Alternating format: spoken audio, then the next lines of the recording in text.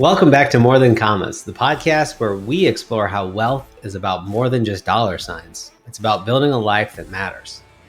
I'm your host today, Cory Shepard, and we're diving into an important question. Why do we even need financial advisors? Most people think it's about picking the right investments or timing the market, but I'm here to tell you one of the most valuable things an advisor can do is protect you from yourself. If you haven't already, make sure you subscribe so you don't miss an episode and leave us a review. It really helps us reach more people who want to live with wisdom in their finances.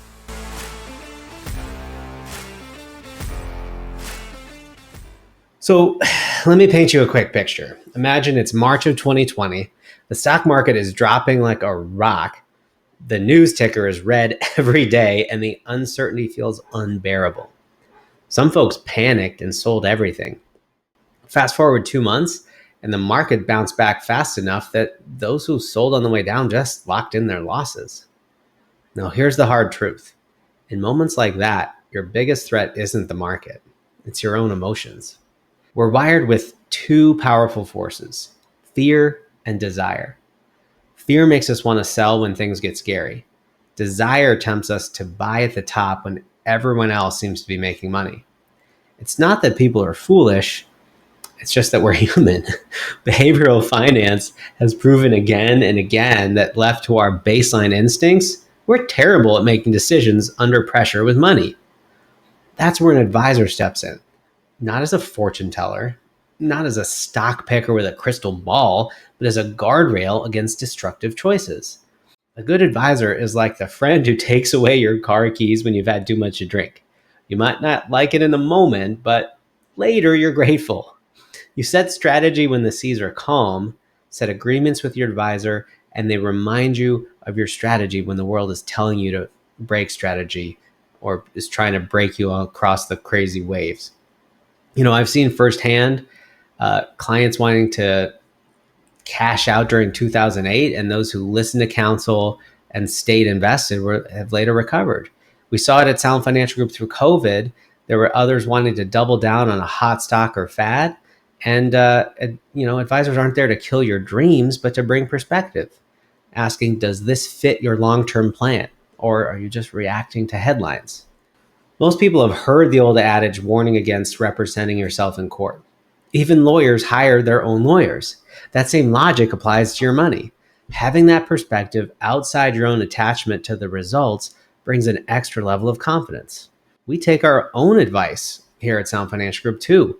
I'm so thankful to have a partner like Paul Adams on my team, someone I can talk to before making a big personal money move, just to make sure I'm not missing anything. This episode of More Than Commas is brought to you by Sound Financial Group, where we help families and business owners build and protect wealth through clear, long-term financial strategies.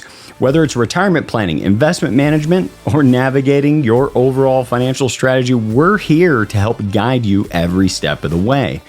To learn more about how we can help you secure your financial future, visit sfgway.com. You can run retirement calculations and download content to read in your own time. Think about driving down a winding mountain road.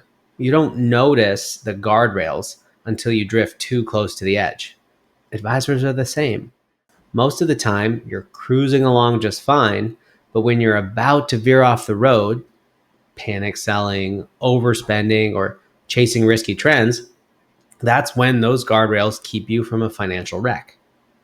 It sounds paradoxical, but restraint and discipline actually create freedom. Just like a budget isn't meant to limit you, but to give you confidence in your spending, an advisor's discipline gives you freedom. You don't have to worry about second guessing every decision. You have a framework, a partner, even a rumble strip that keeps you from drifting into disaster. More importantly, as you change and as the world changes around you, your advisor can help you reinterrogate your strategy to see if it still fits you. Here's the big takeaway. Advisors don't just help you invest better. They help you live better with your money. Think of it this way. Anyone can open an online account, buy a few stocks, and hope for the best. It's like grabbing ingredients at the grocery store without a recipe. You might end up with a decent meal, but you might also waste food, overspend, or burn dinner entirely.